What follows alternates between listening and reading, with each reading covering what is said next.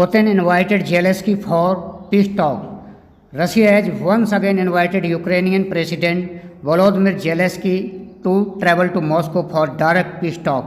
The Kremlin said on Thursday, January 29, even as fighting continued and deep divisions remain over the terms of any settlement.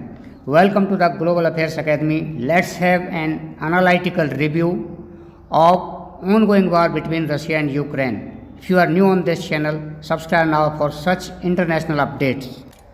The Kremlin's remarks coincided with a fresh exchange of missiles and drones between Russia and Ukraine and followed its refusal to comment on speculation that the two sides had agreed to halt attacks on each other's energy infrastructure.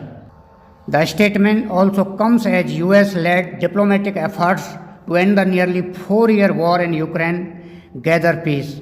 Washington mediated discussions held in Abu Dhabi last weekend have injected new momentum into the stalled peace process, though they have not bridged fundamental differences between Moscow and Kyiv. Heavy fighting continues on the ground while Ukraine is grappling with severe power shortage after recent missile strikes on its energy facilities. Another round of negotiations between Russia and Ukrainian delegations is scheduled to take place in Abu Dhabi on Sunday, February 1.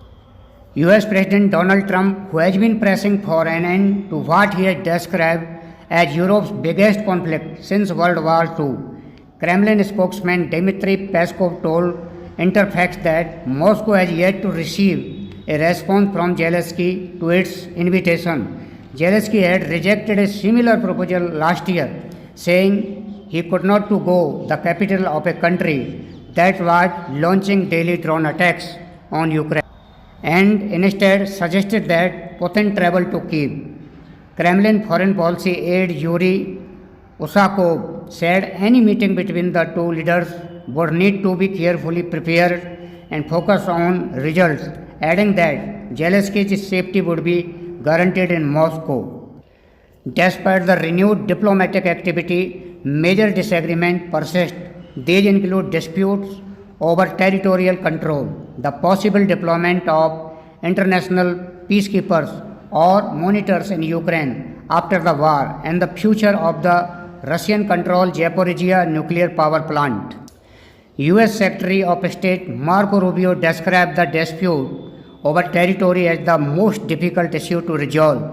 Russia wants Ukrainian forces to withdraw from parts of Donetsk region still held by Kyiv, while Ukraine has rejected ceding territory not taken on the battlefield. Russian Foreign Minister Sergei Lavrov questioned whether US-backed security guarantees could deliver lasting peace if they kept Ukraine's current leadership in power. German Chancellor Friedrich Merz and Volodymyr Zelensky have welcomed efforts in favor of a truce after Donald Trump claimed Vladimir Putin and agreed to a weekend halt on attacks on Ukraine's power grid after Moscow's strikes left millions without heating during an extreme cold snap.